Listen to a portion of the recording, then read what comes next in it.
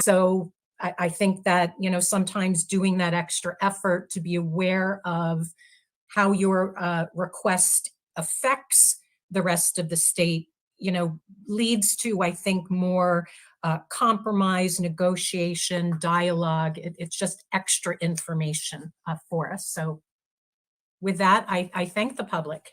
And if there's no other feedback on this issue, we will move to agenda item number 5, update for mapping.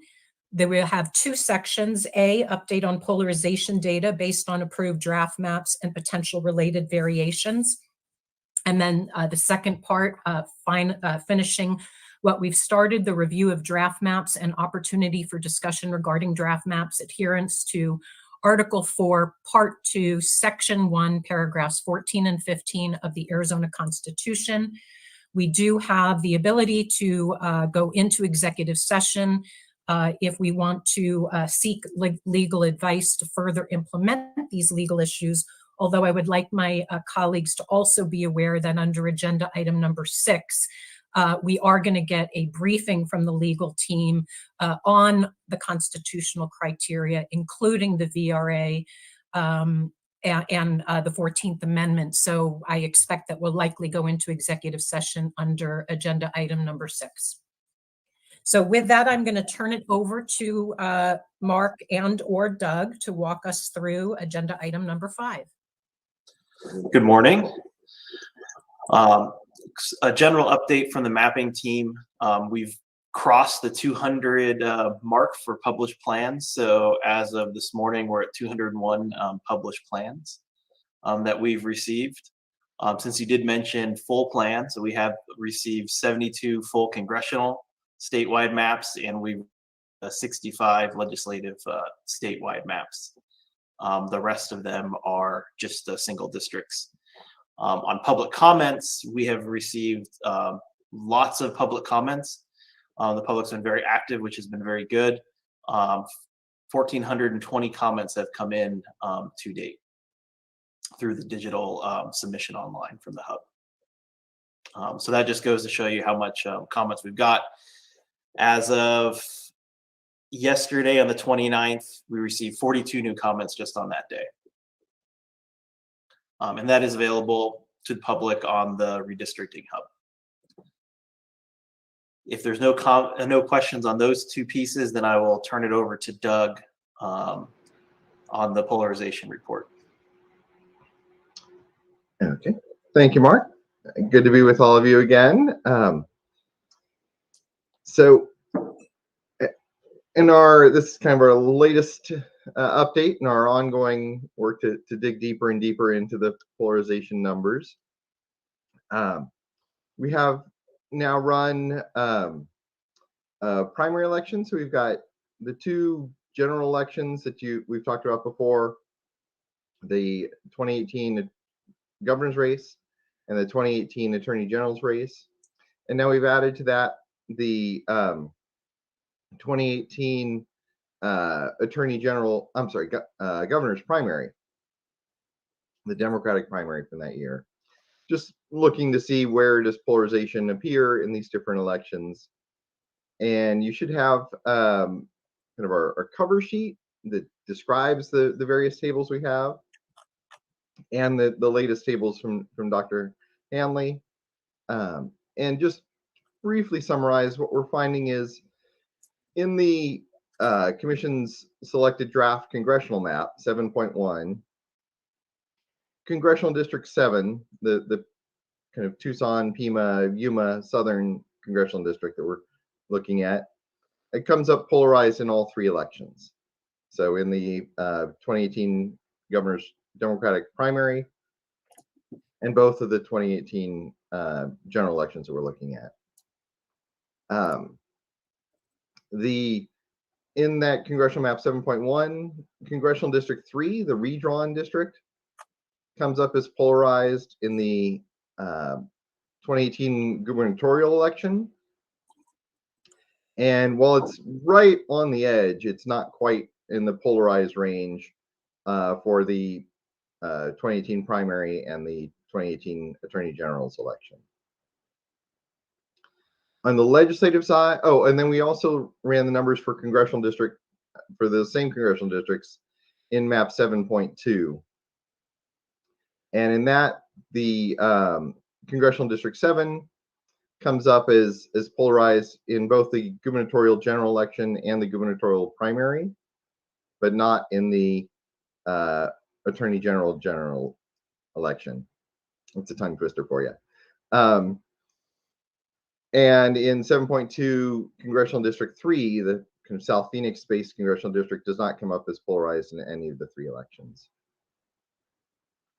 Legislatively, looking at the our highly Latino kind of focused districts, 3 of them, legislative districts 23, 24, and 26, come up as polarized only in the 2018 governor's general election. Legislative District 21 comes up as polarized in both the 2018 governor's general and primary elections. In contrast, Legislative District 22 comes up as polarized in both general elections, but not in the primary election that we analyzed. Legislative District 20 comes up as polarized only in the primary. And while I'm saying only, it's because it's just one of the 3, but it is an important measure that we are getting polarization, even if it's quote unquote only in one election. And then the last legislative district we're looking at, legislative district 11, also in South Phoenix, the one that abuts South Mountain, it does not come up as polarized in any of the 3 elections we looked at. So we're continuing to look at additional data. We actually just got another set of data processed and that are about to be run for polarization, looking at some other elections. But that's just a quick summary of where we're at now. So there's a lot of data associated with these reports, of course. So we're happy to talk about it now or later on when you've had more time to digest it all. But at the top level, that's the key findings of polarization. Really in both congressional districts in our congressional map 7.1 and in all the legislative districts except legislative district 11 in our legislative map 10.0.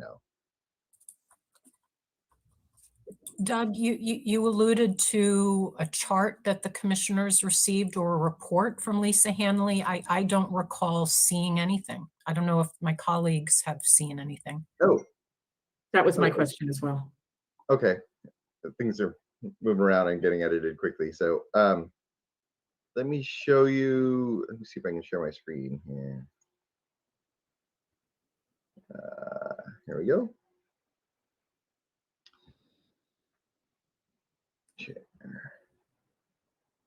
So this is kind of a cover memo that we wrote. I'm gonna make this bigger. There we go. To go with the standard tables that I'll show you in just a second that will look very familiar. So because we're now up to, like, there are 4 standard tables that I'll show you next, we put together this summary table, and this is what I was just reading from, giving you that list of which elections are showing up as polarized for which districts. The other thing that we added to this is you have the kind of in-depth report from Dr. Hanley on her methodology, but this is just kind of a 1-page how to read the tables guide, and how to dig into the data if you want to dig into the data. So the main thing here is this table, and then a reference to the PDF files. I can bring those up. There we go. So this hopefully looks familiar. You can see this is the general election for the congressional districts. So you can see the governor and attorney general's race here for congressional district 3 in map 7.1.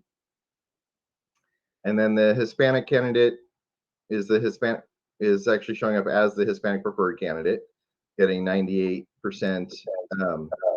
of the Hispanic or Latino vote. And then for non-Hispanic votes, getting non-Hispanic voters, the Hispanic preferred candidate in the governor's race got 45% of the vote, which makes it polarized. You can see over here because the non-Hispanic voters are supporting a different candidate than the Hispanic voters are. The Attorney General's race in District 3, again, 51.9% of the non-Hispanic voters, so a very slim majority, supported the same candidate. So it does show up as not polarized, but it's obviously very close at 51.9. One of the interesting twists here, and this is part of the reason we added that cover page that we haven't had before, in the governor's race, in CD3 for map 7.2, the Hispanic preferred candidate gets 91.6% of the Hispanic voters support and only gets 49.3% of the non-Hispanic voters, so just barely below 50, but below 50. But it comes back as not polarized, and what the cover memo talks about is because there were 3 candidates.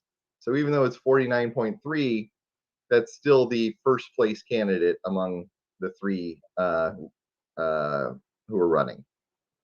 So normally being below 50% here, you'd expect it to show up as polarized, but in this case it's not, because the Hispanic preferred candidate is still the preferred candidate of the non-Hispanic voters as well.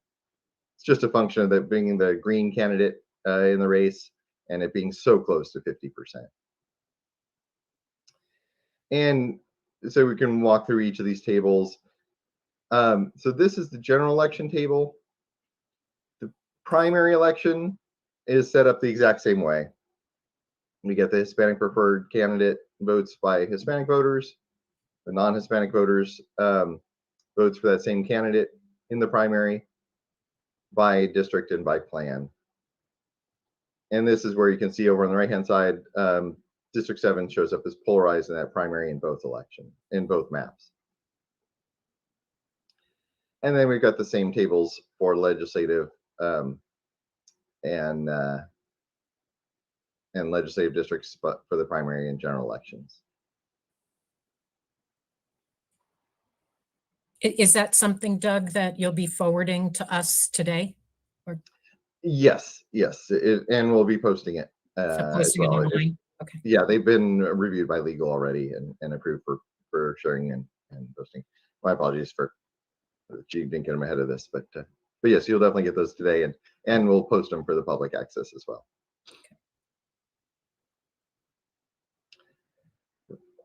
Okay. I guess the key conclusion at this point, and again, this is a matter of continuing to dig deeper and deeper each time, is that the changes to the congressional map to the Congressional District 3 did take that district from being not polarized in any of the 3 elections we're looking at to registering as polarized in the general election for governor. And it was just outside the range of being polarized for attorney general as well. Doug, how, as we move forward and make adjustments to districts, how quickly will we be able to receive this kind of information to help us understand whether we're, for the VRA districts, whether we're achieving polarization? That is something we're working to modify our databases so that we can turn them around at least within 24 hours and hopefully even faster than that. But that is something that we're working on right now.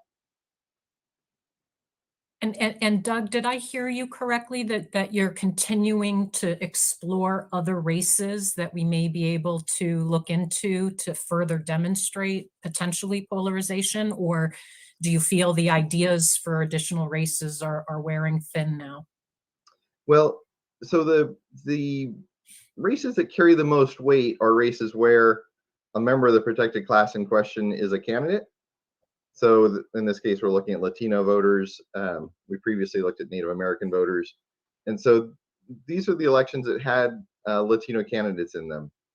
But other elections can add insight to that, especially since so many of these came back with the non-Latino voters percentages at 49 or 50.5. So yes, we are adding a couple of essentially white versus white candidate elections in to see if polarization appears in those elections as well. So that's the next step. And it's the result of so many of these being just right on that razor's edge of being polarized or not polarized. This hopefully will give us additional information and insight into which way those districts likely tip. And do you know when we might expect data from that? Certainly this week, hopefully in the next day or two. Okay, great. Mhm.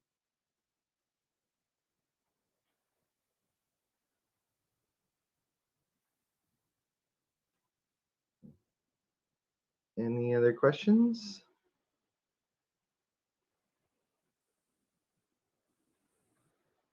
If not, we can jump into our next piece, which is looking at our last group of districts for our map review. Sounds good. Okay. Mark, do you want to bring those up?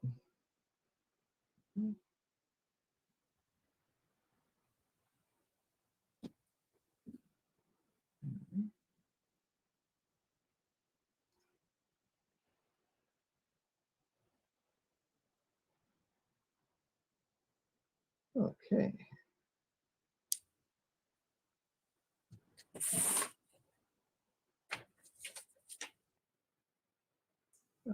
So we've already finished going through all the congressional districts. So now we're doing our last set of legislative districts 21 through 30. There we go. So starting with 21. And in 21, you may recall, starts in South Tucson and goes down to Santa Cruz County. So yeah, can you make that bigger? There we go. Yeah, there you go. So as I mentioned, we're starting in South Tucson or Southern Tucson, coming down and getting let's see here. There we go. So we're getting Sarita and really going just around the reservation, the Tohono Reservation, to carve down into Nogales and that area in Santa Cruz County. As you may recall, this is one where Santa Cruz County is divided. So this is getting Nogales and the surrounding areas into District 21. In terms of the numbers, this district is, make sure I get the right columns here. It is overpopulated at 4.19%. In citizen voting age population, it is one of the districts we're tracking for Voting Rights Act compliance, as it's 48% Latino by citizen voting age population. It's 41% non-Hispanic white by citizen voting age population, and by that same category, 5% Black or African American, 3% Asian American, and by citizen voting age population, it's 2% Native American. By single race voting age population, it's 1% Native American. It is not one of our competitive districts. It's got a vote spread of 33.2%. And all 9 elections went the same way, so there are no swing elections. It is an effective district. In the governor's race, the Latino preferred candidate received just under 60% of the vote. And in the attorney general's race, the Latino candidate received 67% of the vote. Looking at the compactness scores, by the polygon and perimeter score, it's kind of in the middle range, as it is blending both kind of the Nogales and Tucson urban areas, and then has a connector between the two. By REOC, it's 0.37. By the convex hull measure, it's 0.61. The Groffman measure has it at 7.85. Schwartzberg is 2.21, and Polsby-Popper is 0.2. It's District 21. Jumping to District 22. Bring that up. Do we have any questions on 21 first? Oh, right. Sorry. Any comments from my colleagues just on the constitutional criteria, doing a review? I mean, I think it's typical of districts that we track to protect communities of interest, in this case, tracking VRA compliance. And, you know, the shape, the compactness is sometimes, you know, compromised in order to keep communities together and empower the Latino community to elect a candidate of their choice. You know, there's some, I think, slight adjusting to do a better job of keeping communities of interest together around the boundaries. And I think, again, you know, maybe looking at the slight overpopulation issue. But I think it meets all criteria and serves its purpose.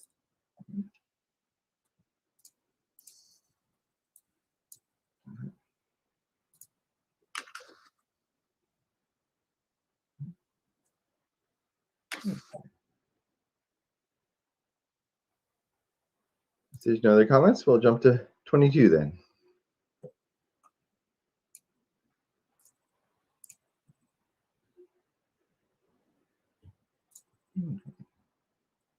So 22, there we go. Roughly speaking, you see the purple district here. It starts in southwestern Phoenix and goes out and catches the southern portion of the West Valley out to the county line. Looking at the places involved, it has for a significant portion of Avondale, a significant portion of Buckeye. It goes down and picks up Gila Bend, has a good piece of Goodyear, and then obviously a significant Phoenix population. It also gets the northern part of Tolleson, and I think, oh yeah, and then Tonopah and Wintersburg make up the rest of that. It is entirely in Maricopa County. So if we jump then to the numbers, this district is just under 3% underpopulated. In citizen voting age population, it is another heavily Latino district that we are tracking for Voting Rights Act effectiveness. It's 47% Hispanic or Latino by citizen voting age population, which is less than 50, but it is a plurality, as the non-Hispanic white population's at 39% of CVAP. Non-Hispanic Black is 8%.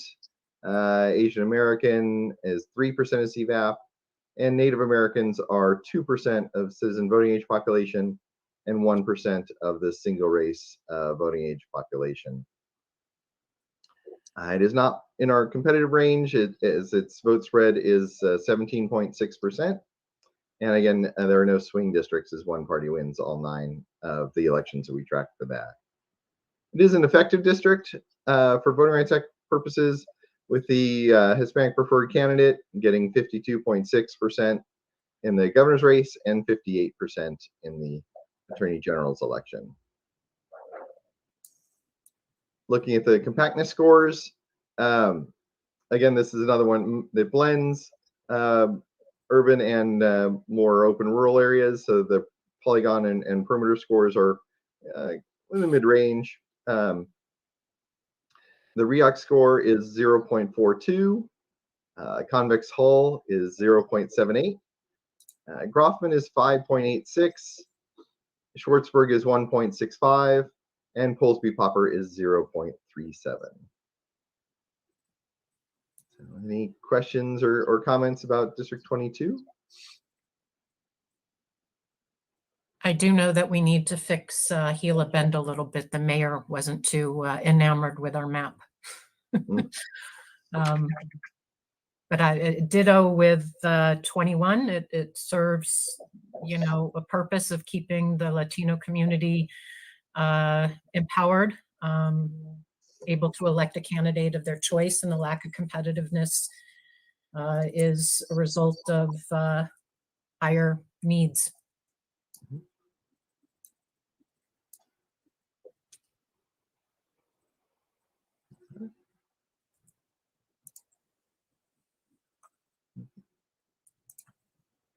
There's no other comments. We'll jump to 23.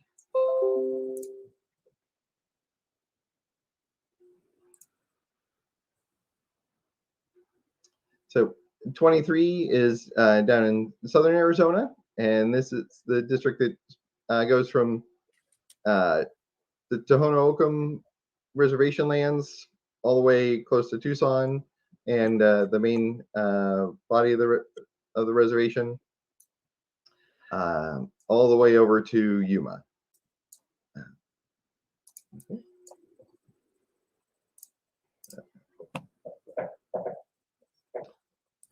It does have a piece, kind of the southern end, really south of Gila Bend portion of Maricopa County. Then in Pima County, we're getting everything from Ajo, the Ak-Chin, and then all the communities of the Tohono O'odham Reservation, Drexel Heights, and some of the larger communities involved. We're getting there we go. Cells, 3 Points, Valencia West, being the biggest one. It has just the reservation portion of Pinal County. And so we're getting those small communities in there. And then over in Yuma, we're getting most of the population of Yuma County, everything from Donovan Estates, you can see the list here, Fortuna Foothills, San Luis, all of San Luis, and all of Somerton are in here as well.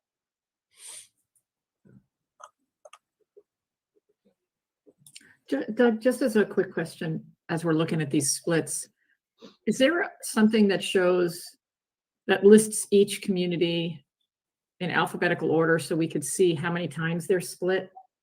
So if I'm looking at Welton, is it only split once? Is it split twice, 3 times?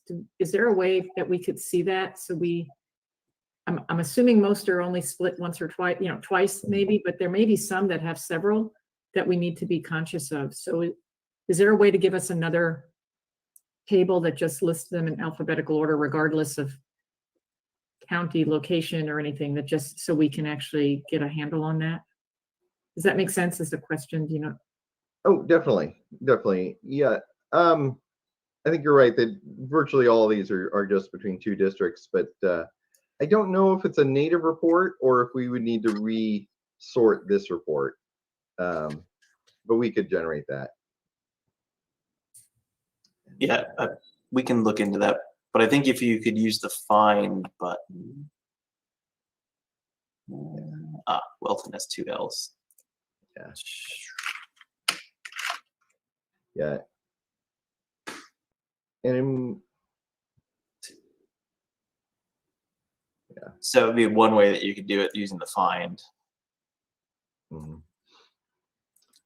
Or visually, you can come over here and go to Welton, show, zoom into it, and visually you can see, okay, it's in District 30 and District 23. Mm-hmm. Yeah. And for almost all these small towns, they're just, along the edges. Obviously, these are easy cleanup things we can do as we come back in. So yeah, in most areas, there's only going to be 2 districts around that community, so it's pretty clear it's just 2.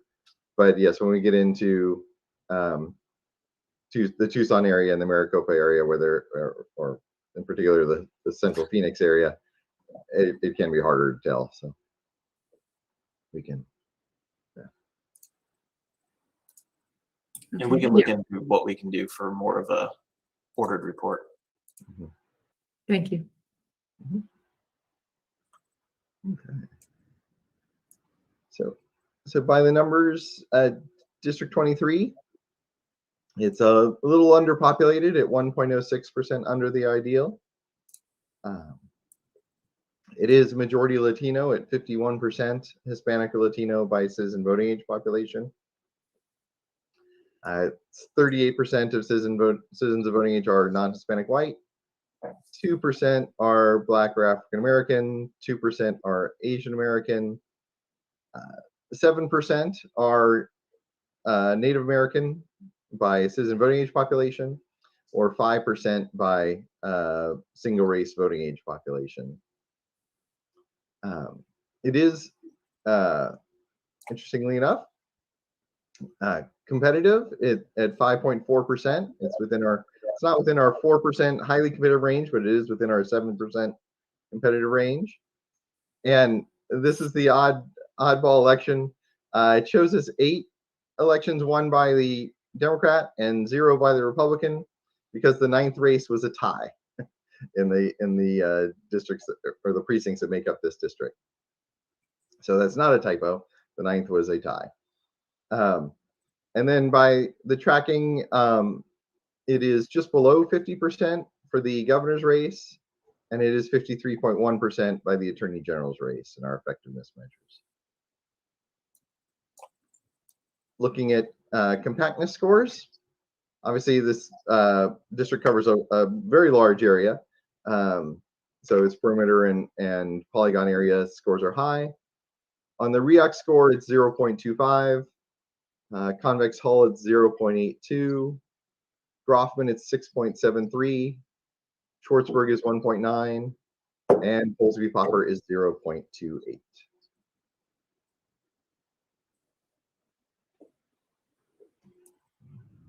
Any comments or thoughts on District 23?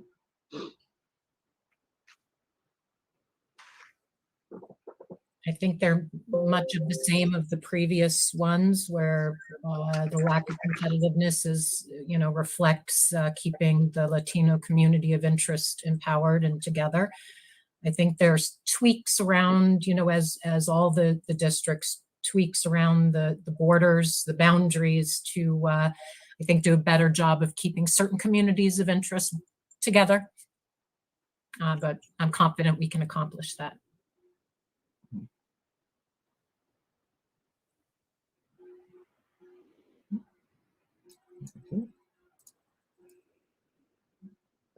Yeah, well, if there's no other comments, we'll jump into District 24.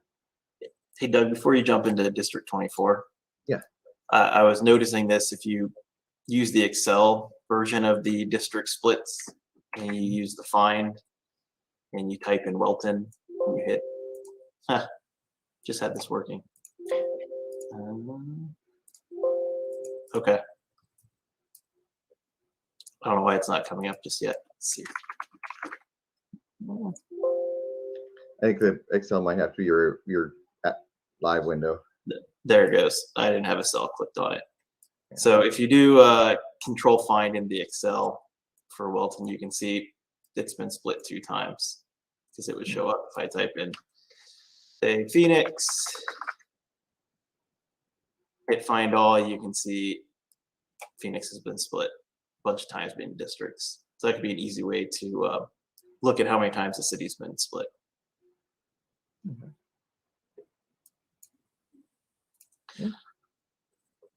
All right, 24.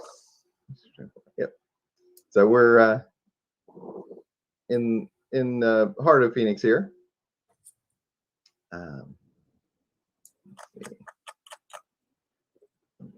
Oh, there we go. So we get a piece of Avondale, and then you can see just a 0 population pieces of piece of Glendale, piece of almost entirely Phoenix, and then just a little piece of Tolleson. And the Tolleson piece is north of I-10. Yeah. Okay.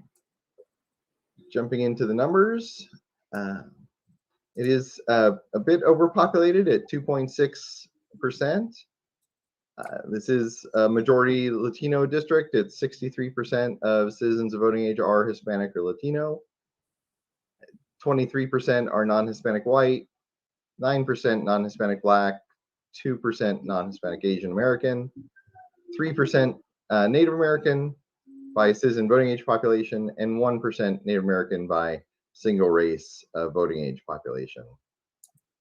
It is not one of our competitive districts, as the vote spread is 53.9%, and it does perform in both elections, with the Hispanic preferred candidate getting 71 and 76% of the vote, respectively, in the two elections.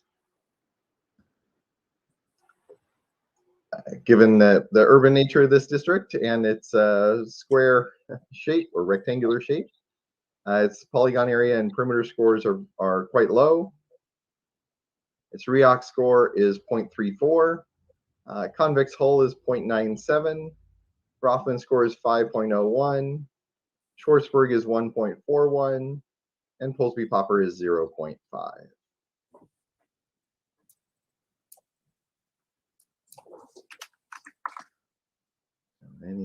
Any questions or comments about District 24?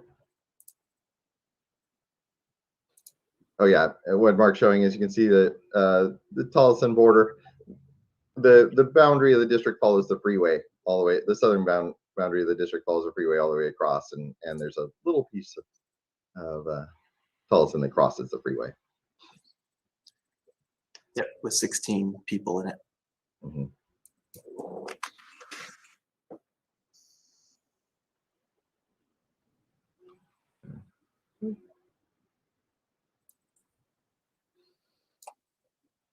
You know, the only thing I would add to, you know, that we're tracking it as a VRA, you know, compliant district potentially. You know, I think the Hispanic CVAP is a little high. You know, you mentioned that, you know, it's a little overpopulated, so we should just keep our eyes on that.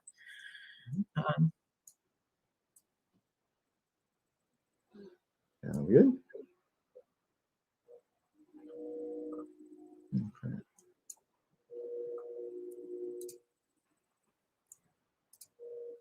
Okay. Jump to District 25. So 25 is a West Valley seat. You can see it starting over just on the edge of Phoenix, and then coming out, getting Luke Air Force Base, and then some of the rural area to the west of there. Looking at the police report, we're getting Avondale, Buckeye, El Mirage, a good portion of Glendale, Goodyear, Litchfield Park, part of Peoria, a small piece of Phoenix, and Surprise are all in District 25. And in no surprise, this is the non-Sun City portion of Surprise.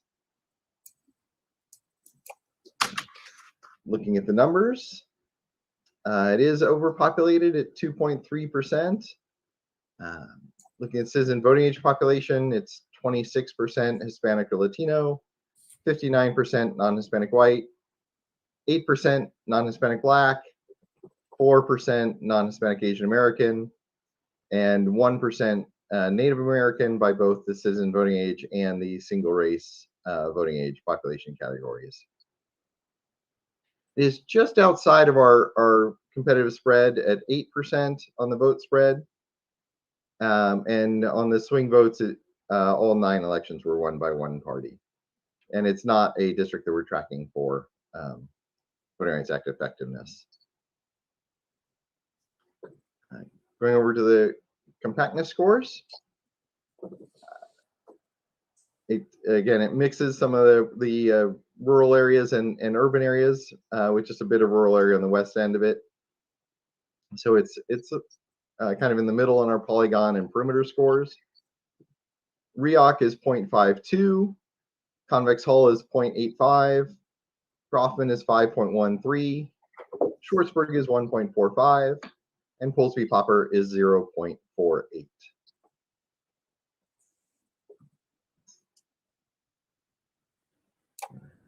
Halfway through our list for today. And any comments or questions on District 25?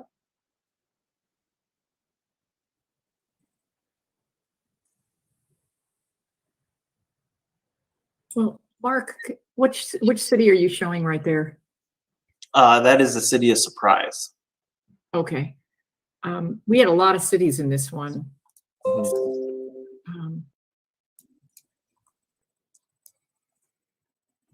So I think we could do a better, I think it meets the constitutional criteria. I think we could do a better job with, several communities of interest that are being split up city-wise and even non-city-wise. Yeah. Yeah, that's part of my interest, is kind of looking at some of those, see how they shake out. And then after we clean up the communities of interest, we can then go take another look at the competitiveness. I think Doug said it's just slightly outside the range. If it's possible to do some tweaks that don't undermine the communities of interest to make it within the range, that'd be a great bonus. But well, that remains to be seen. Yeah, on the report here, just a reminder, if you see the asterisk in front of the city or the county, that means that it's being split. So that's an easy marker to know if it's being split. Where Citrus Park doesn't have it, it's completely within the district. Well, and that was my question before, was the, I can do this, I can do the search and all, but if I had a single sheet where I could just see Avondale and see that it's in 3 places or whatever, it would be very simple to kind of then be looking at how that split occurs. Sure. But that's I think those are important things for us to look at. Yeah, and after I'll take a look and see what we can do for that. Yeah. Personally, Commissioner Lerner, what I find the most effective, and I've learned to do it quite quickly, is what Mark showed earlier, which is the find feature. And it could be a city, it could be, a general area, and then it just pulls it up for you, and then you can expand it, and you could literally not only count the number of times, but you see exactly where it is. Yeah, I certainly can do that. Yeah. Yeah. Okay.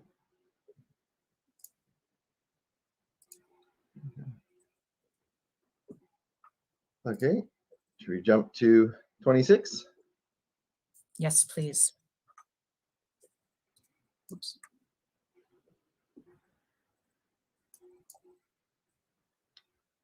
So, again, we're in the heart of Maricopa County here.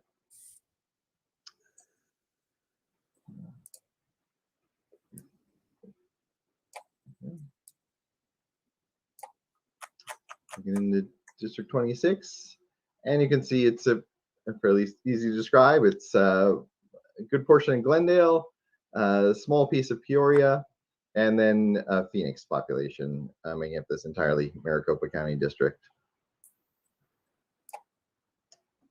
By the numbers, it's just a little bit overpopulated at 0.96% over. By citizen voting age population, it is 40% Latino or Hispanic, and 42% non-Hispanic white. It's 11% non-Hispanic Black or African American, 4% Asian American, and 3% Native American by citizen voting age population. By single race voting age population, it's 2% Native American. At a vote spread of 28.0%, it's not one of our competitive districts. And there are no swing elections of the 9 elections we're tracking. It is an effective district from Voting Rights Act perspective, with the Hispanic preferred candidate receiving 56% of the vote in the governor's race in 2018 and 62% in the attorney general's election. In terms of compactness, again, it's a very urban district, so its perimeter and polygon scores are quite low. By REOC, it's 0.49. Convex hull, it's 0.87. Groffman is 4.6. Schwartzberg 1.3. and Polsby Popper is 0.59.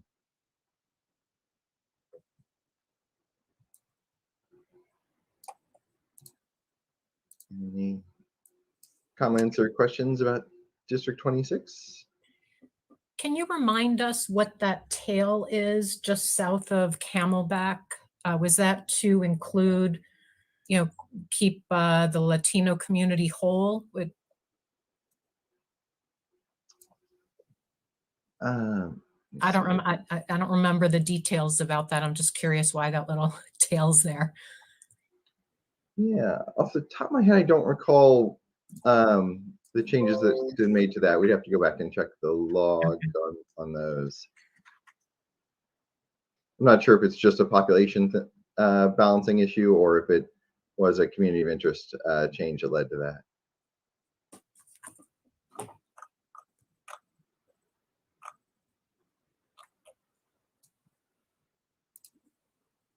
Mark, can you zoom in and let's see what that curve, what is that arched line there? That is the canal. Oh, okay. Yeah, follows the canal. Yeah. So that is the canal. I-17 is the border here on the west side. Camelback is the north, and 19th Avenue is the east.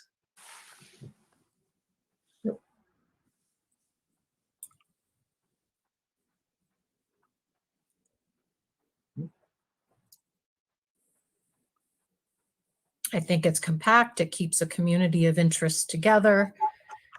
And I think we could look at some of the adjustments to clean up, even make cleaner lines potentially, or better adjust lines for communities of interest. But I think it meets the test, the constitutional test.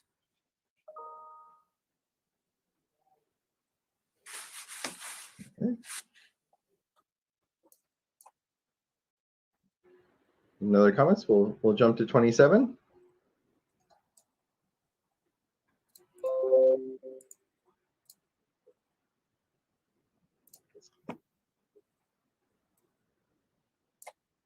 And here you can see we're staying in Maricopa County.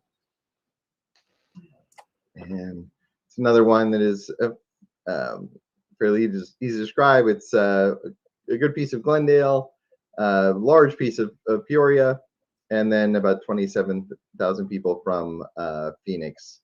Apparently does have a zero population piece of Sun City. We can check on what that is.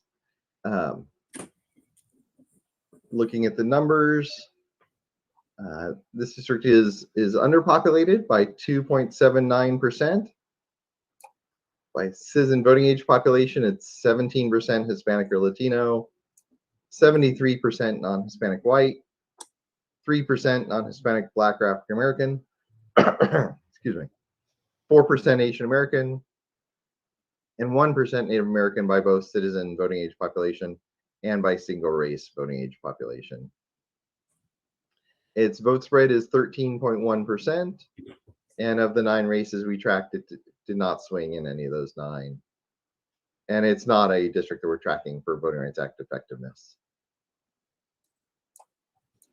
On the compactness scores, again, these urban districts always have very low numbers on polygon and perimeter scores. By REOC, it's 0.48. Convex hull, it's 0.87. Groffman is 4.76. Schwartzberg is 1.34. And Polsby Popper is 0.55.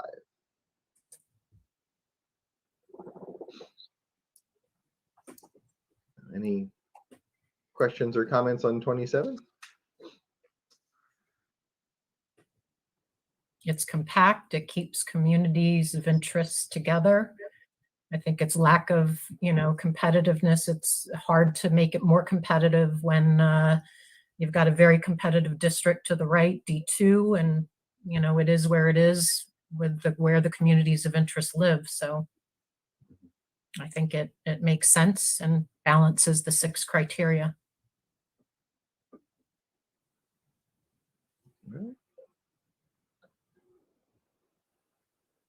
And here's the little tail of Sun City that goes into District 27. That's where you can see the district is following the river and the city border crosses it.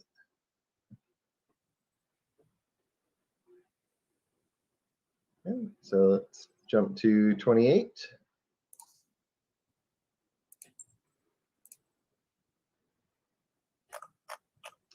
This is another district. It actually starts up in Anthem and New River, catches the north end of the West Valley, and then comes out to the county line.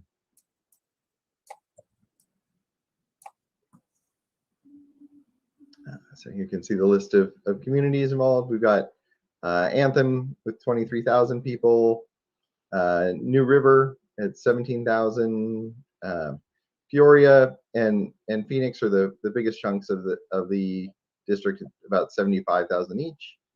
And then Surprise and Wickenburg and Whitman making up the rest of it. When it talks about the Wickenburg split, there is because Wickenburg is the city of Wickenburg crosses the county line, so the district is following the county line.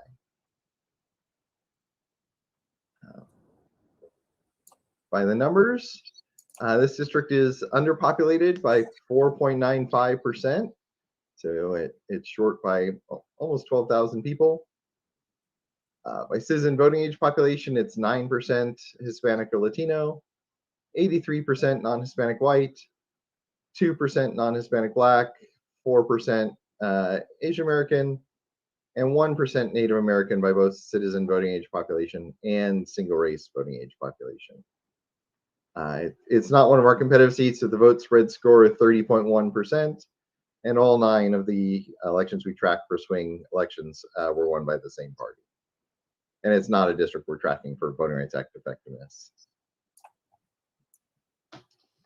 In compactness scores, you can see it by blending urban and rural areas. It comes in kind of in the middle range for our polygon and perimeter scores. The REAC score is 0.31. Convex hull is 0.82. Groffman is 6.17. Schwartzberg 1.74. And Polsby Popper is 0.33.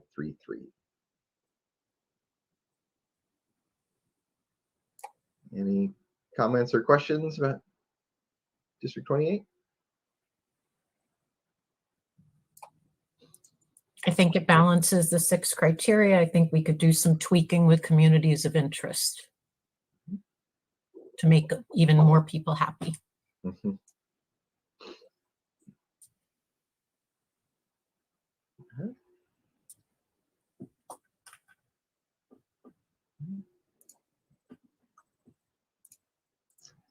And our second to last, District 29. This really is the district focused on the Sun Cities. So you scroll down here. There we go. So we're getting the bulk of El Mirage, a piece of Peoria, Sun City itself, Sun City West, and then most of the population of the district comes from Surprise, both Sun City Grand and areas south of Sun City Grand. And it does have Youngtown in it as well. It is obviously an entirely Maricopa County district. Looking at the numbers, this one is overpopulated by 3.73%. By citizen voting age population, we're at 14% Hispanic or Latino, 78% non-Hispanic white, 5% Black or African American, 2% Asian American, and 1% Native American by both citizen voting age population and by single race voting age population. The vote spread score is 17.3%, and of the 9 elections we're tracking, none of them swung, so one party won all 9 elections. Jumping over to the compactness scores, no surprise, its area and perimeter scores are very low. The REAC score is 0.57. Convex hull is 0.84. Groffman is 5.7. Schwartzberg is 1.61. And Polsby Popper is 0.39.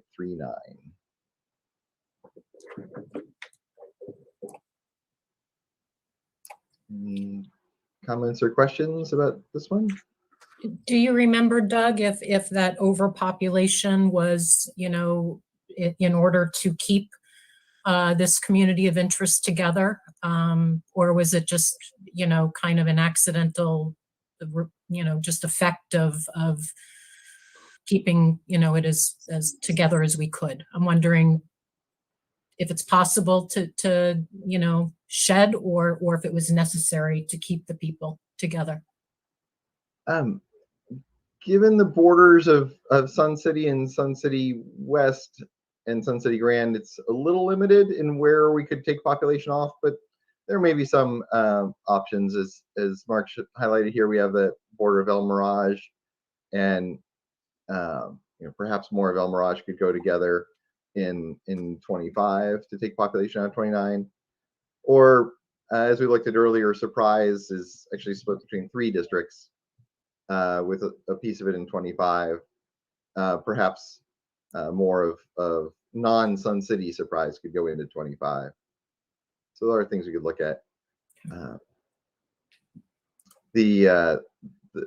think you're showing the Glendale piece. I think it was just showing the Glendale piece. The piece of Glendale that's in there is just the piece that crosses over the river. Again, we're following the river. Piece I was showing was Or the freeway, Peoria. rather. What was it, Mark? That was Peoria, this piece that I was showing. Oh, Peoria. Thank you. Yep. Yeah, That's so you can see where it comes over to the freeway and the city crosses over the freeway there a bit. Yep, that's where you get the Peoria population. So there are a couple of spots we could take off some of that overpopulation.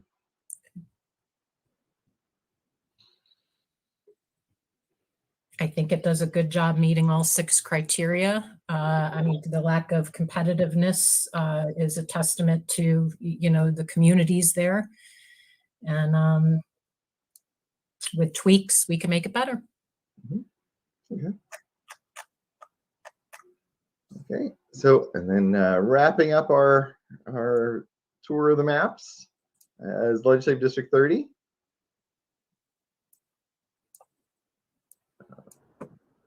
This is the western, really the Colorado River district. You can see it gets Mojave County, everything except for the tribal reservation lands, and then it gets La Paz County and the northern portion of Yuma County. And so the communities list is going to be essentially the communities of those 3 counties. Just go through, you can see La Paz County, it's got all the communities of La Paz County in it. Mojave is actually you'll see it probably the largest, and it's got everything except for the reservation. And then in Yuma County, where it's divided, just scroll down, there we go. We're getting a piece of the Fortuna Foothills and most of Welton, essentially all the population of Welton, for about 6,000 people. So it's not a lot of people in Yuma County, even though it's a lot of the territory of the county. By the numbers, it's 1.62% underpopulated. Citizen voting age population is 14% Hispanic or Latino, 81% non-Hispanic white, 1% Black or African American, 1% Asian American. And then by citizen voting age population, it's 3% Native American. And by single race voting age population, it's 2% Native American. The vote spread is 48.5%. And one party won all 9 of the elections we're tracking for swing elections. And this is not a district we're tracking for voting rights effectiveness. As a relatively rural district, this is the polygon and perimeter scores are high on this one. Its REOC score is 0.26. The convex hull is 0.69. Groffman is 7.67. Schwartzberg is 2.16, and Polsby-Popper is 0.21. Again, its shape is largely dictated by the shape of those 3 river counties. So, any comments or questions on this one?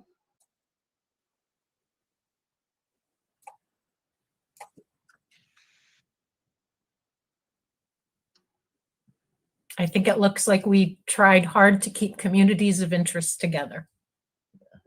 Oh, and I should note, I mentioned in Mojave County, the Kaibab and Havasupai reservation areas are not in this district, but it does have the Colorado River tribe in it. So there are a couple of reservations in it as well.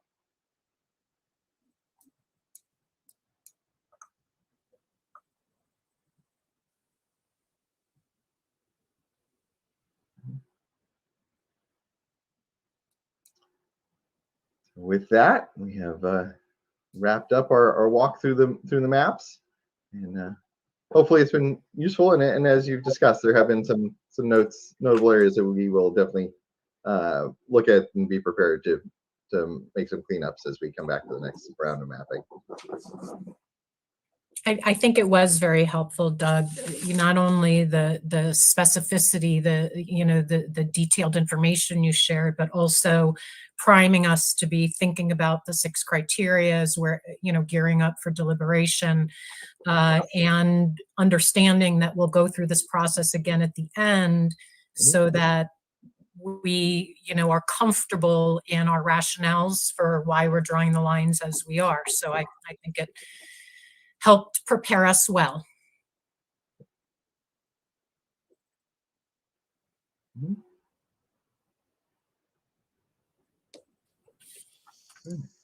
Are there any other questions for Doug or Mark?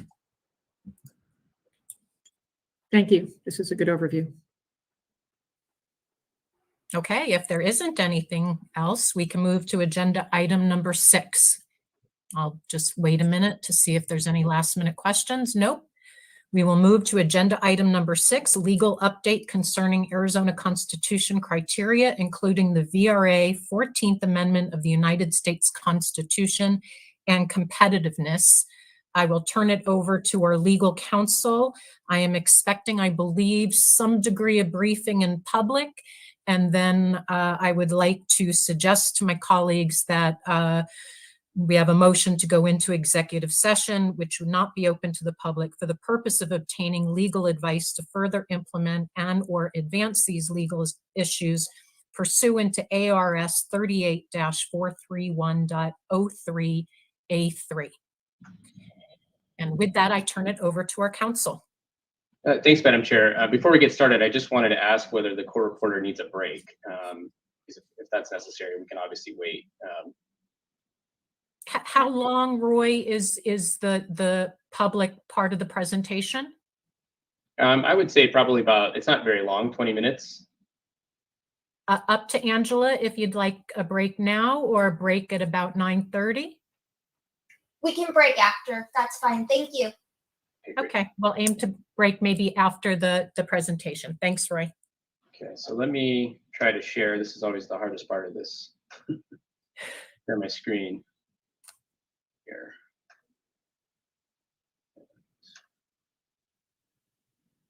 Hopefully you can see that. You guys can see that okay? Okay, perfect. All right, so thanks, Madam Chair and members of the Commission.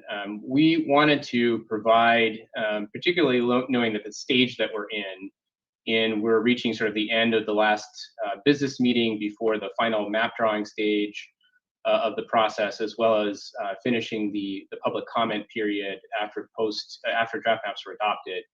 We wanted to return to the Commission, one, to provide a bit of a refresher and overview as to the requirements that the Commission must adhere to under federal law, under the federal Constitution and the Voting Rights Act, and then provide an analysis of the draft maps, both the CD and the LD map, district by district, as it relates to compliance with federal law.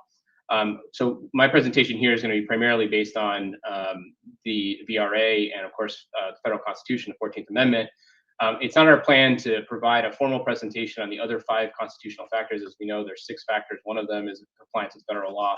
With the other 5 factors in the state constitution, we're certainly able to provide advice to that later today. And I think we do intend to at least touch on competitiveness in a later presentation. But certainly, if there are any questions on the other factors, we can either answer them in public session or an executive session, whatever you deem appropriate. But this, again, this presentation will be based on federal law. So started here. So as the commissioners all know at this point, the maps, both the CD map and the legislative map, have to comply with federal law. That includes the United States Constitution and the Federal Voting Rights Act. The Arizona Constitution and the framers of the proposition that created the IRC recognize this and require the commission to adhere to federal law. That is the first of the 6 factors. Of course, the Constitution says that the district shall comply with the U.S. Constitution and the United States Voting Rights Act. It's notable that in the language of the Constitution, this is the only one of the 6 constitutional criteria that is absolutely mandatory and does not have that to the extent practical language or qualifying language that the other 5 factors have. So that is notable.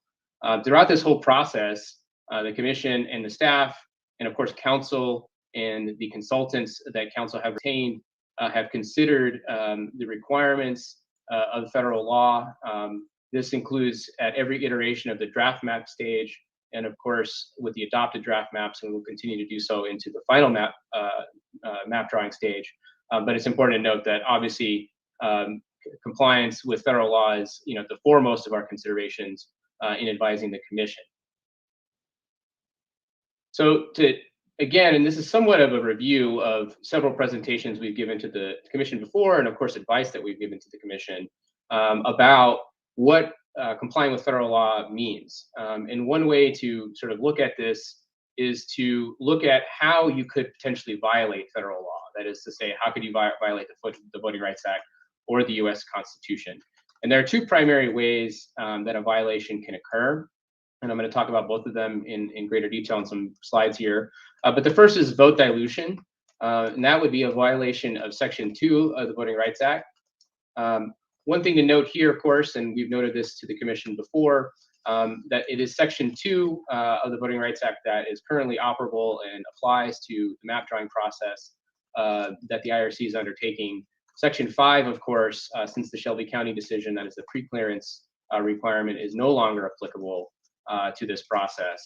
And I mentioned that only to say and reiterate something we've mentioned before, which is the lack of preclearance during this redistricting process does introduce some element of uncertainty as to sort of how the elements of Section 5 will apply this time around. But it's just something I wanted to point out. But at this point, what we're worried about is vote dilution under Section 2 as one potential way that federal law can be violated. The second way would be racial gerrymandering, which would be a violation of the 14th Amendment of the U.S. Constitution. So those are the 2 ways to do it. Now, either claim, 2 ways that you can violate federal law, either claim, either violation could occur if there are allegations, or proven allegations, I should say, of packing or cracking a minority group. And again, this is a bit of a reiteration, but when we think about packing, what we're talking about is when a minority group is packed into supermajorities in fewer districts than it could effectively control. And as a result, there is a dilution of voting or voting power for that minority group. And the classic example, and I think we'll refer to a case in the next slide that shows this, is when you have 2 districts that have minority populations and you create a supermajority in one, 2 districts that are next to each other, you create a supermajority in one district and not in the other, such that in that second district, that minority group does not have the ability to elect a candidate of its choice. That's the sort of classic packing scenario, but that could occur and that could potentially be a violation. The second is cracking. That's sort of opposite situation where you are dispersing the minority group across multiple districts such that it can't control any of them. So instead of putting them in a sizable number in a particular number of districts, you're spreading them across a lot of districts. And as a result, the minority group can elect a candidate of its choice. So packing or cracking could result in both in either a vote dilution violation under Section 2 or a racial gerrymandering claim. Now, what does Section 2 tell us? I'm going to first talk about vote dilution. Well, Section 2 says, and it prohibits, the drawing of a minority group that is sufficiently populous, compact, and cohesive to elect a candidate of its choice into a district where it's not able to do so. So in other words, you have a scenario where a minority group is populous enough, compact enough, and politically cohesive enough to elect a candidate of its choice in a particular district, but the map drawer decides not to do so. That is a potential Section 2 violation, and that is what Section 2 prohibits. Now, how could that violation be established by a plaintiff? And again, this is something we've reviewed before, but this is the sort of classic Thornburg v. Jingles analysis. And as part of that analysis, you start the analysis looking at 3 different factors. Again, I'll get into each of these in a little bit more detail in a couple of future slides here.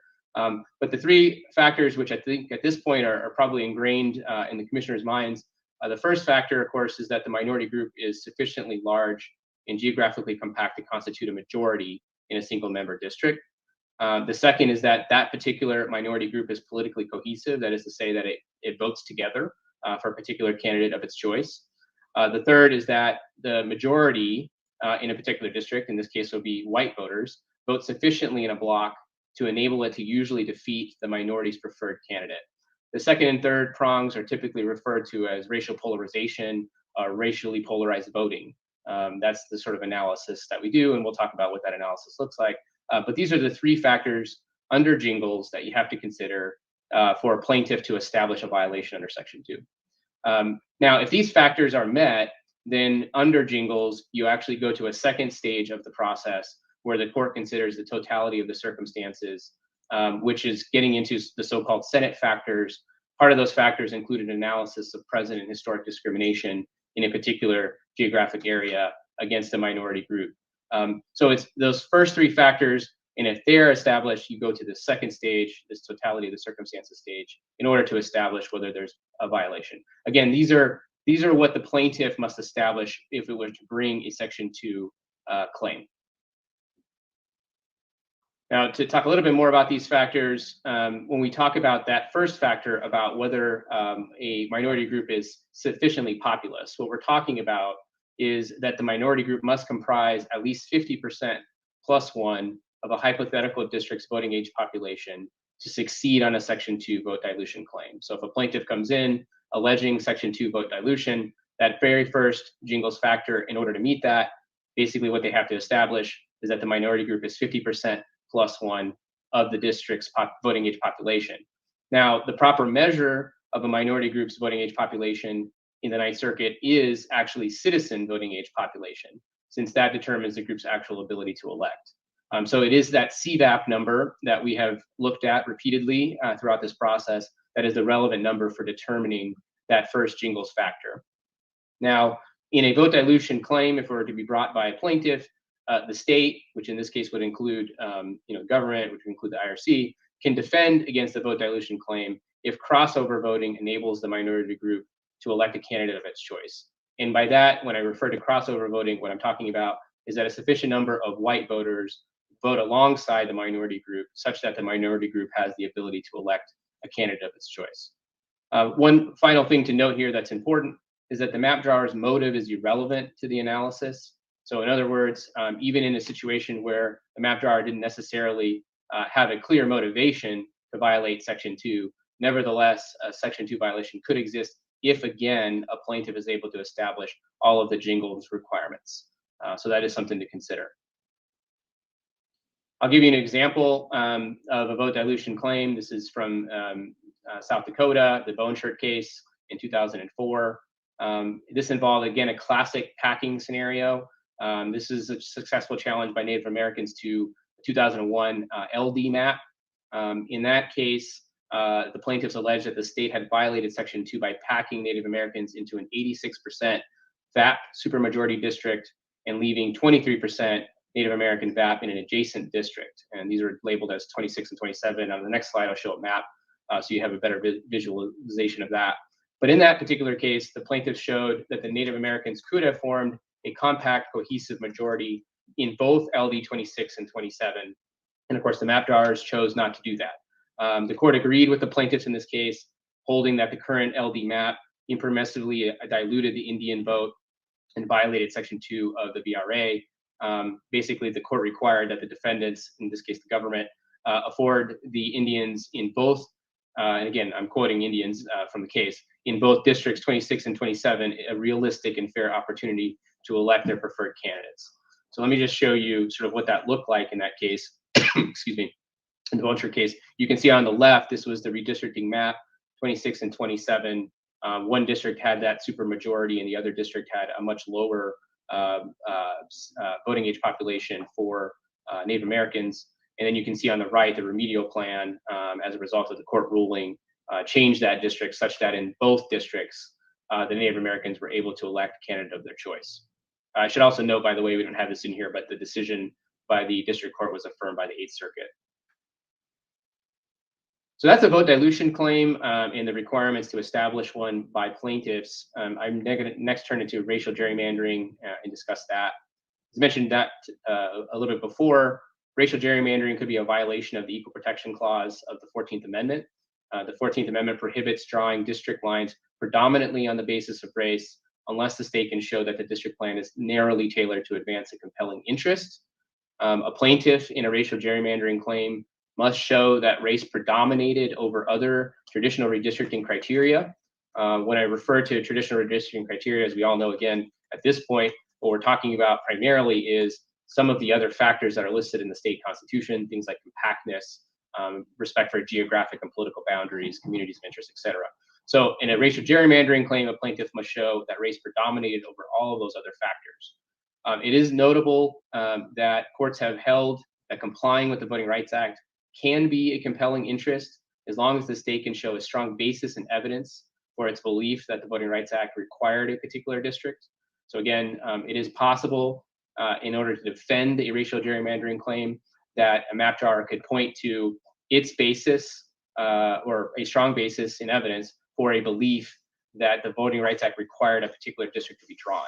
That could potentially serve as a compelling interest in order to defend a racial gerrymandering claim.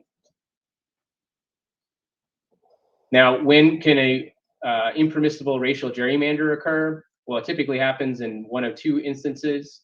The first is more common, which is the district is an irregular, bizarrely shaped district or otherwise inconsistent with traditional redistricting criteria and is inexplicable on any other basis other than race.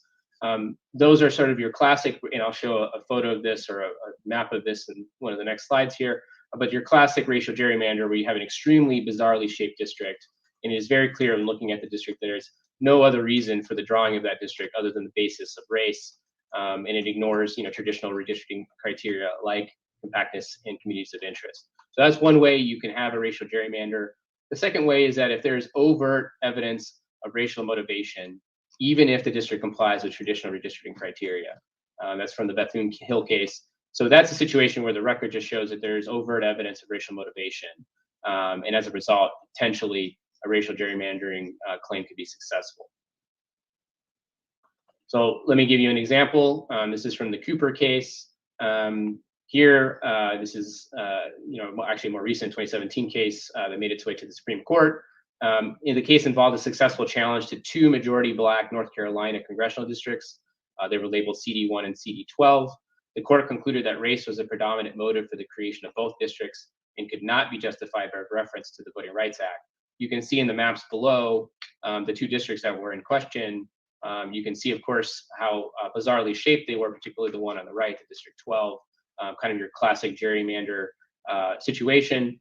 When we're talking about how the court determined that race was a predominant motive, one of the things the court noted is that the map drawer in this situation mechanically was trying to get to 50% plus minority CVAP in that particular map drawing process, and the court deemed that to be inappropriate. There were other reasons I think that are important to consider there that the court referred to.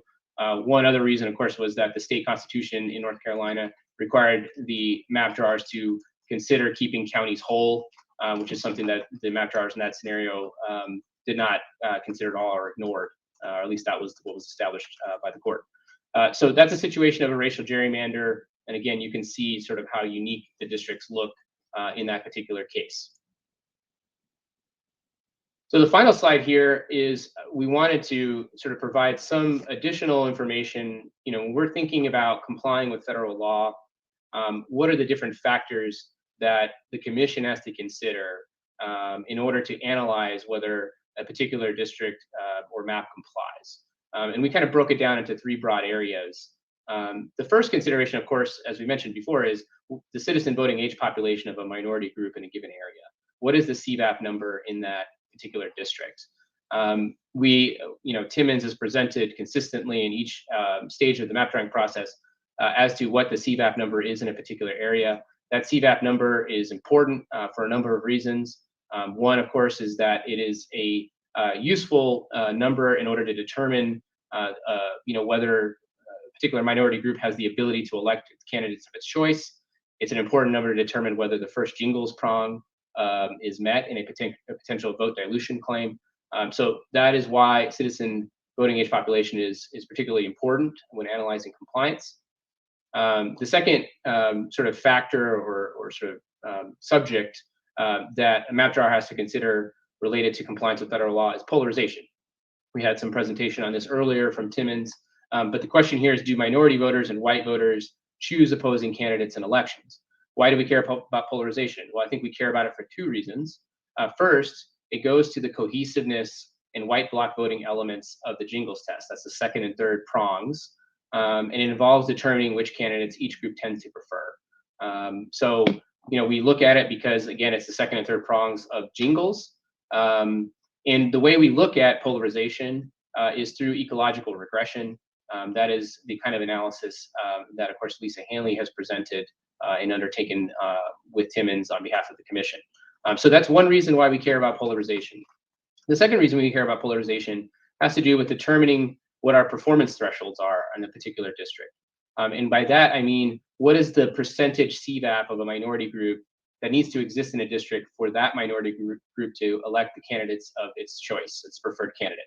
And that threshold takes into account minority vote preferences, which of course relates to polarization, turnout, and crossover and coalition voting to determine what that percentage is, what share of the population in a district a minority group must represent in order for it to be able to elect a candidate of its choice. So polarization is important for those two different reasons. The third sort of category, when again analyzing compliance with federal law, and this relates primarily related to racial polarization, or I should say racial gerrymandering claim, is racial predominance. Looking at the record, looking at the map, we have to ask ourselves questions like, is the district bizarrely shaped? Does it disregard traditional redistricting criteria such as communities of interest, such as compactness? Is there evidence in the record of explicit race-based goals? So these are three areas, three factors, if you will, that a map drawer has to consider and when it comes to complying with federal law, and is certainly something that has been considered, which has been shown in the tables that Timmons has consistently shown throughout the process in presenting various iterations of the draft map, and of course over the last few sessions related to the adopted draft map. So that's the conclusion of the presentation we wanted to give here. We're happy to answer any questions about this, and certainly we look forward to providing additional legal advice related to the draft maps.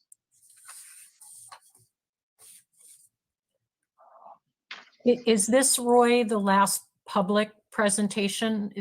Everything else is for seeking legal advice in executive session if we choose to go that route?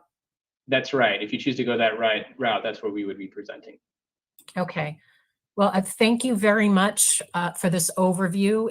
It's a great reminder. And again, now that we're experienced more, I think it even, we absorb it in a deeper way. At this point, unless there's, just factual, questions, I would suggest that we move to go into executive session for the purpose of obtaining legal advice. Pursuant to ARS 38-431.03A3, I will entertain a motion to go into executive session. This is Commissioner Lerner, so move. Vice Chair Watchman seconds. Any further discussion? Vice Chair Watchman, Aye. Commissioner Meal, Aye. Commissioner Lerner, Aye. Commissioner York, Aye. I also propose we take a break.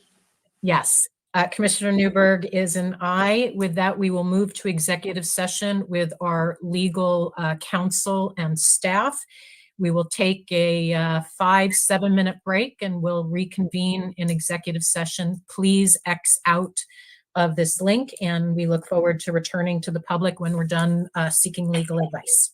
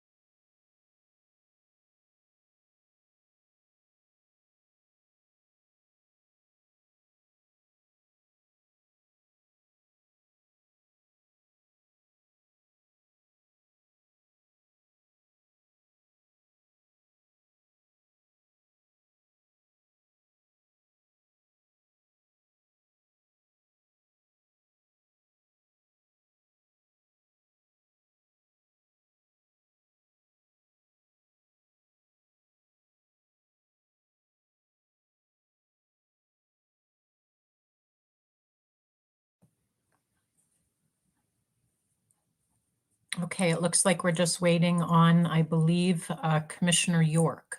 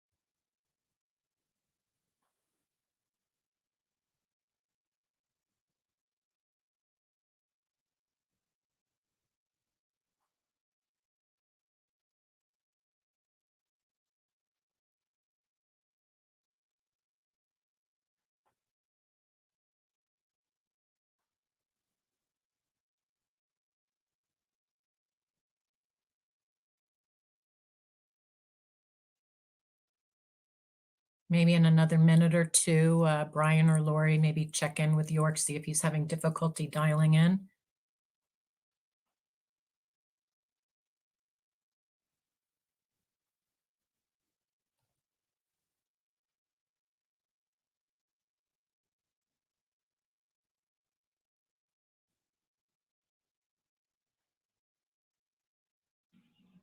Lori, can you hear us?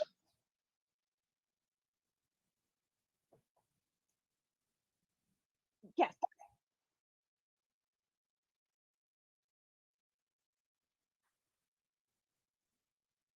Madam Chair, just send him a text. I'll go offline and call him right now. Okay, thank you. How about we give it 2 minutes and otherwise we could get started and he'll jump in when he returns.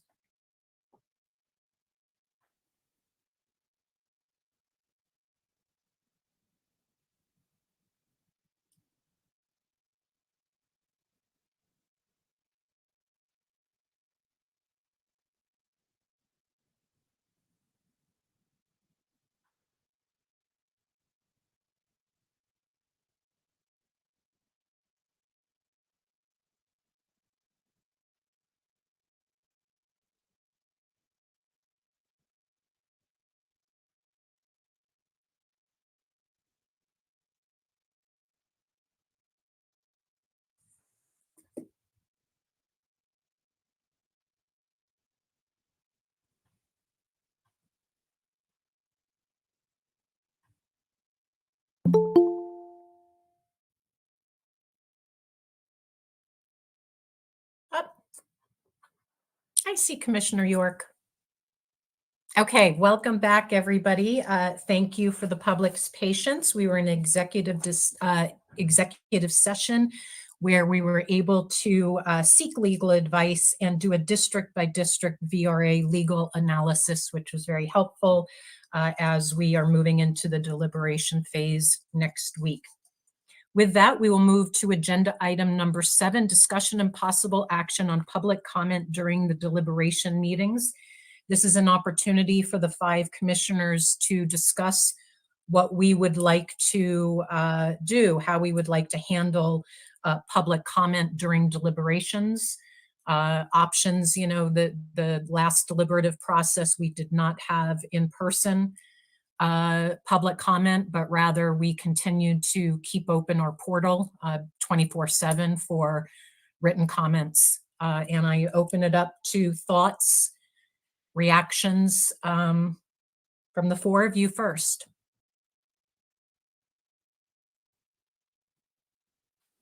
Any changes you want to make? Did it work for you? Do you agree with that method this time around? Obviously seeing it through the lens of ensuring we do our due diligence of hearing public testimony and remain, accessible to receiving, substantive feedback. Chairwoman, I would recommend that we do the same this time. I thought it worked rather well last time. And as we have seen, this is going to be a really intense time for the commission, and we're going to need all the time that we can gather. And the public is still, they've become very good at giving us feedback, which I appreciate, but I don't think we will lack for feedback as we go through those meetings if we do it electronically. And I concur with Commissioner Meal. I felt that as long as we have the time in the evening to review public comment, it's a good way for us to get some feedback as things are moving forward. And Madam Chair, I agree also with Commissioner Meal. The last process I think worked well. Even though I think we had a little snafu, we had a couple different groups wanting to speak. We gave them the opportunity, but I think we have a lot of work to do. Time is short. We'll certainly have to use our evenings to look at any comments that maybe were communicated during the day. So I agree. Let's keep it like we did it last time. Okay. Yes, I also agree. I think actually for me, having the downtime in between to actually study the public feedback is more helpful. So I think, continuing to keep the portals open for written comment where we in our, due time can study the material with the maps in front of us and take notes and all of that, I think, worked well for me as well. So I think we're in agreement. So we'll continue the public hearings, and then starting with deliberations on Monday, we will focus on, continuing to solicit public feedback through our website. Okay. With that, we will move to agenda item number 8, Executive Director's Report. I turn it over to Brian and Lori. Thank you, Madam Chair. First up, let me share my screen really quickly.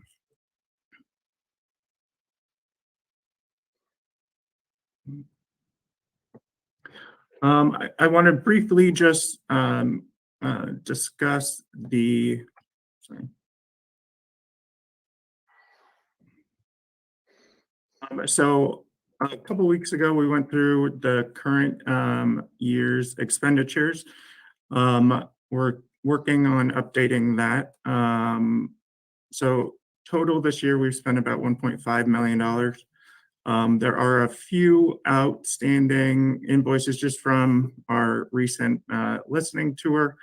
So the numbers will get updated over the next few weeks.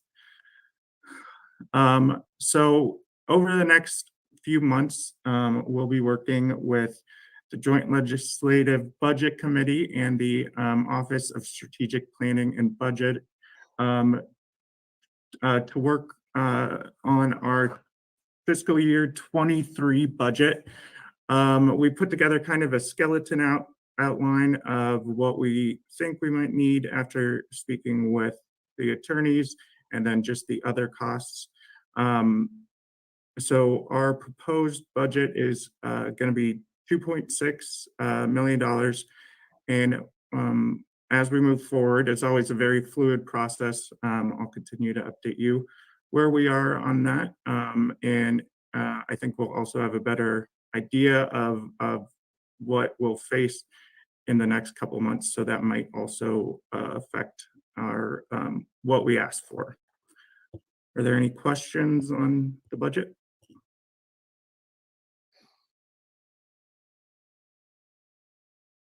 All right.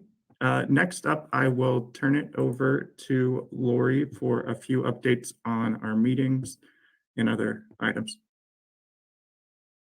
Thank you, Brian. Madam Chair and Commissioners, I just want to, tell you that based off of the public feedback that we received and the requests from several members of the East Valley leadership, who sent a letter to us asking for an East Valley meeting. We were able to secure a meeting location on Thursday, December 2nd at 6 p.m. We've posted the meeting information and linked to the WebEx on our website at irc.az.gov. The meeting location is at 855 West 8th Avenue in Mesa. And again, we posted that on our website. So we're really excited that we were able to get that meeting there. We hope the public will come and attend and give us feedback. And it'll be run just like any of our other public hearings. We also wanted to go over the deliberation dates. Again, I know there was reference to the last at the last meeting we had, our last business meeting, that there was an 8th date. So just for the public and for the commission, the 6th, December 6th and December 9th are deliberation meeting dates. They will begin at 9 a.m. and they're virtual. Then we have Friday, the 17th, Sunday, the 19th, Monday, the 20th, Tuesday, the 21st, and Wednesday, the 22nd. So, and again, all of those meeting dates will start at 9 a.m. The location for those meetings is at the Palomar, which is located at 2 East Jefferson in Phoenix. So here in downtown Phoenix. And we'll have all of those meeting dates posted on our website. Does anybody have any questions about those? I do. So we are not going to use Tuesday the 7th as a deliberation day? That is my question for you guys. I believe somebody is traveling on that date and cannot attend a deliberation date meeting. And I don't believe that we were going to have a business meeting, but please correct me if I'm wrong. I do not believe we need a business meeting a week from today. If there was time to deliberate, it wouldn't be a bad idea to add a few hours, provided that mapping, you know, it's a little organic. We'll be meeting for the first time on Monday, the 6th. You know, it's not clear yet what exactly we'll be asking our mapping team to be doing and providing within 24 hours if we deliberate on the 7th.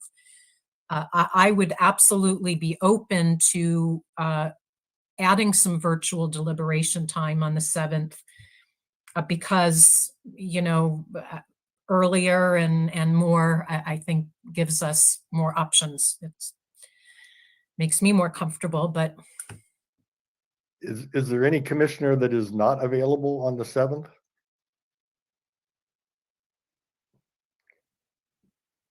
And how many hours are people available on the 7th?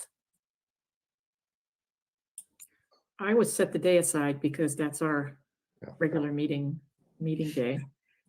You know what, I'm inclined to suggest that we add hours of deliberation, but maybe start a little later so that if mapping can get it to us early Tuesday morning, we give ourselves a couple of hours to look at something before we would actually meet.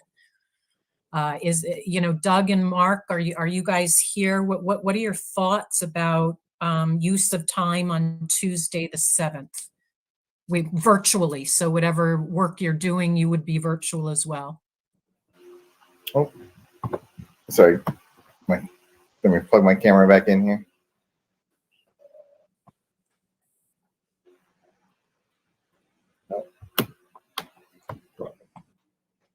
Can you hear me? Oh, yeah, go ahead, Mark. I think a couple hours on Tuesday, you know, might not be a bad idea. I think the time turnaround is going to be depending on what type of directions you guys give us day one. Is the meeting on the 6th virtual or in person? Virtual. That first week we are going to be meeting virtually. And then after that it will all be in person. Okay. Was there a reason that we decided to meet virtually? Is it just as we're getting organized and structured? Real quick, and Lori, maybe you can provide some clarification here. Our understanding was the 6th and 9th were going to be hosted here at the legal office, and for all the commissioners to attend. It's only virtual for the public. due to spacing issues. And, also and due we to would that, be virtual. Yeah, we'd be virtual as well. Mapping team would be virtual. Oh, so the commissioners would all come together and mapping is virtual. It logistically, it's very difficult for mapping to come and then break things down and leave and then come. And so for efficiency purposes, we thought we would do virtual those first 2 days, the 6th and the 9th. And then when they come out on the 16th, they'll set up and just stay set up throughout the rest of the process. Madam Chair, I appreciate the difficulties with mapping, and I think that's a great solution for them. But I think we have an incredible amount of work to do. And if people are available on the 7th and we could meet personally as a commission with mapping virtual on the 6th, 7th, and 9th, I think we could be more productive. But I'm willing to back off of that if others disagree. I just have one request. I need to probably, I have a out of town on the 8th, so I need to leave on the after 4 o'clock on the 7th. I'm very supportive of all of this. I'm supportive of meeting, those of us who can in person with mapping virtual. I think it aids communication. And I'm highly supportive. What if we, looked at something like 11 to 4 on the 7th so that we give mapping that, time to hopefully get something to us with a little bit of time. Sunday. What? I apologize, Madam Chair. I thought we were on mute, but I can ask the question actually that I was going to ask is what we're talking about is not in lieu of that Sunday meeting, right? This is an additional map drawing day. Just want to confirm that. Correct. Got it. I also had December 14th on my calendar. Did that get changed? Or was I just incorrect? I have Watchmen out on the 14th. Wait, forgive me, did someone just mention a Sunday meeting? There was a Sunday that was put on reserve in case we felt that we were going to need it. Which date was that, Lori and Brian? it's Sunday, December 19th. Yeah. And Madam Chair, if you want me to go back through those dates again, I can do so. if that's Why don't you helpful. do it one more time? Okay, please? so now the virtual dates are December 6th, December 7th, before 4, and December 9th. The in-person dates are December 17th, which is a Friday, Sunday, December 19th, Monday, December 20th, Tuesday, December 21st, and Wednesday, December 22nd. I also had us meeting on Thursday, the 16th. Is that not correct? Me too. I have us meeting on the 16th as well. Yeah, I had the 14th and 16th, so if we can just get clarification on if there's people who can't be here, that would be great. And I can ask the commissioners now. At that meeting, I didn't have that the 16th was one of the dates. And it just so you're aware, we've already booked everything we can add on an additional day. I just have to check and make sure. I'm good on the 16th. I am too. Okay, you know what? Let's start from the beginning and just confirm each date. The 6th, virtual with mapping, the 5 commissioners together if possible in the room. On the 7th, from 11 to 4, mapping, virtual, us together in person. The 9th, start time 9 a.m., virtual with mapping, the rest of us together. The next question is, Watchman, are you out on the 14th? I can be in Phoenix. My schedule changed, so I am available on the 14th now. Last month I wasn't, so. Well, I moved a date around so that I'm not really available on the 14th or the 15th. So. Okay, well, we didn't Okay. need it. We didn't plan on it, so we'll go back to the 16th. Unless, do we want to look at the 13th? The 13th was going to be out, but I don't know if Watchman's available now on the 13th. I am available, Madam Chair. I would have to leave early on the 13th. I'm available in the morning and mid-afternoon, but I'd have to leave by mid-afternoon. I'd have to leave by about 2 o'clock on the 13th. That would work. Would that be okay to come up for that? The one challenge to that is logistics. I don't know if it makes sense for mapping to physically fly everybody out, set everything up for a Monday meeting, and then we're not getting together again until the Thursday, the 16th. Unless I don't mapping know- can be virtual again on the 13th. I don't know how constructive mapping, what are your thoughts about the number of days that we would have working virtually with you rather than in person? I'm trying to think of that off the top of my head. I think in person might be a little more constructive for us, but I don't know how much it matters. Doug, you got an idea there? Yeah, I mean, part of the thought is that the first meeting or two, we anticipate there'll be a giant wish list of, all the stuff you've heard about coming out of these public hearings. So there'll be a ton of mapping work to do, and likely a number of new maps coming out where we're doing kind of statewide changes. So those are much bigger projects that take more time, and thus I think that's part of the reason we had more time between the meetings and the early meetings. And then when we get to the later meetings, they'll be faster, more focused, making changes, wanting to see changes in one region, and then have us come back. So I think that was the idea between the spaced out meetings for the first couple, and then almost every day at the end for the last week there. But so if we put too many meetings up, day after day up front, then we just won't. We may not have had time to deliver on everything you've asked about the first couple days. Get into that. Right, but it sounds like maybe you would almost advocate for, instead of having a virtual meeting on the 7th, having a virtual meeting on the 13th, because that breaks up the early days more and gives you more time in between.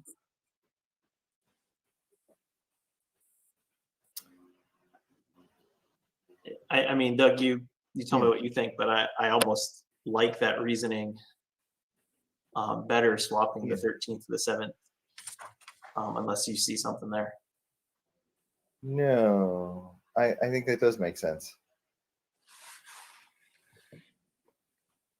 Okay, so starting again, commissioners, the 6th, the 9th, and the 13th will be full virtual deliberation meetings with mapping, preferably the 5 of us together, with a start point at 9 a.m., if that's possible on the 13th, commissioners.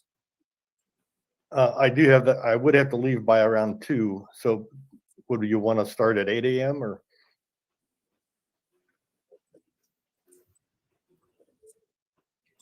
It's fine with me, whatever works. Yeah, and it'll be virtual, so we don't have the travel time. So that's fine. No, I thought, aren't we? No, we're going to be together. We're going to be together. Oh, that's true. Okay. We're on the 8th at 8 a.m. I mean, on the 13th. I'm sorry. 8 a.m. on the 13th. I'm okay at 9 too. I feel bad that I need to leave, but I do. So. That's fine. Okay. Let's do 8:30. Cut the difference. Okay, what, 8:30 on the 13th? Yep. Okay, then we will be in person together on the 16th and 17th, 20th, 21st, and 22nd for all day full in-person deliberations. We could decide now or later if we want to start at 8 or 9. Remember, we need travel time and we'll probably need time to catch up on maps. So I don't think we should start too early. I wouldn't suggest starting before 9. And then in addition, we have a tentative date of Sunday, the 19th. if we feel as we're moving forward that that extra date would make a difference in our ability to finalize the maps as much as we can before the 22nd.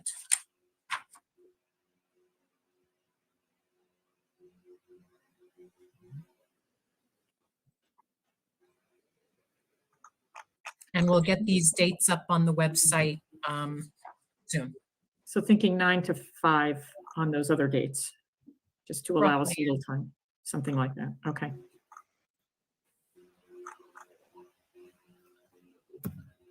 And Lori, you'll send us a nice clean update on the schedule.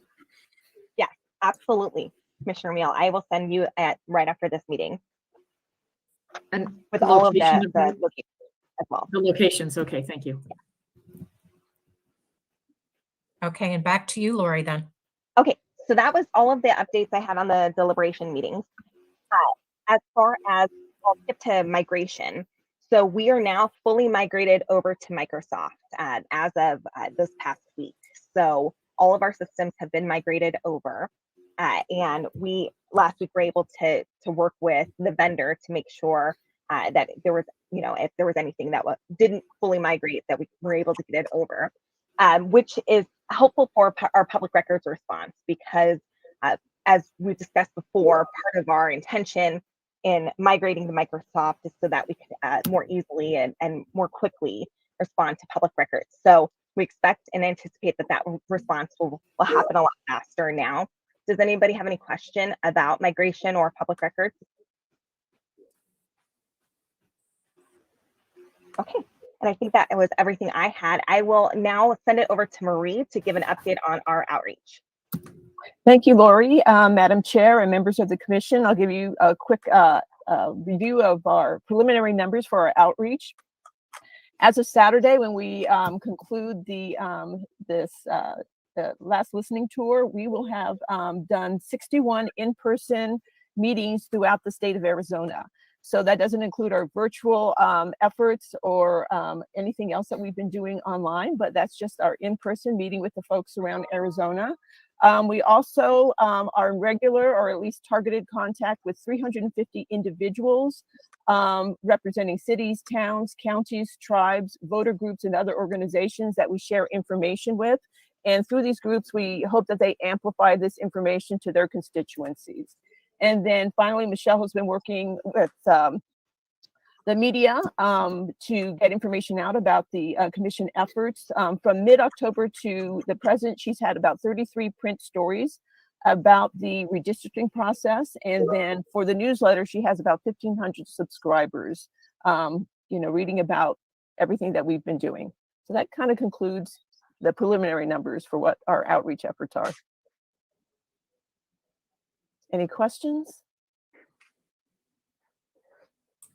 Thank you. Thank you, Marie. And that is all we have for you today.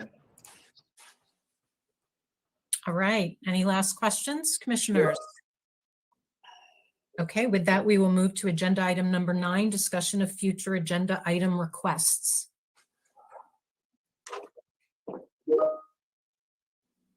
Okay, we'll move to agenda item number 10, announcements. We've got lots of wonderful announcements. We have hearings every day this week. Tonight, starting at 6 p.m., we will be in Avondale as well as Pine Top. Tomorrow, we will be in Payson and Window Rock, both at 6 p.m. On Friday, we will have our virtual town hall at noon. It will go up to 2 hours depending on demand. Oh, and then we, as Lori announced, we also have the Mesa East Valley hearing Thursday at 6 p.m. And then Saturday, we will be both in South Tucson and in Maryvale. And then on Monday, the 6th, we will begin our deliberations. So we have a lot of really great stuff coming up, lots of ways for the public to engage. Any other announcements from staff? I have a question. We do not have a business meeting next week on the 7th, correct? Correct. We are not planning to have a business meeting next week on the 7th. And to be honest, we're I think need to chat about when we're going to have another business meeting. We're going to have opportunities to get business done, and we'll be seeing each other very regularly over the next 2 weeks. So I'm not sure we even need another Tuesday business meeting, but to That be was the determined. next question, is the 14th another date? Yeah. So. All right, no problem. Okay. If no other announcements, agenda item number 11, which is the next meeting date. We announced the hearings, and we do not have a next business meeting yet scheduled. That will be to be determined. Agenda item number 12, we'll now be closing public comments. Please note, members of the commission may not discuss items that are not specifically identified on the agenda. Therefore, pursuant to ARS 38-431.01H, action taken as a result of public comment will be limited to directing staff to study the matter, responding to any criticism, or scheduling the matter for further consideration and decision at a later date. With that, we'll move to agenda item number 13, adjournment. I will entertain a motion to adjourn. I motion to adjourn. Commissioner York. Vice Commissioner Chair Leonard. Washington, seconds. Okay. Vice Chair Watchman, a vote. Aye. Commissioner Meal, Aye. Commissioner Lerner, Aye. Commissioner York. Aye. Commissioner Newberg is an aye. With that, I look forward to seeing so many of my colleagues and the public tonight and every day for the next weeks. Okay, bye-bye, everybody. Thank you.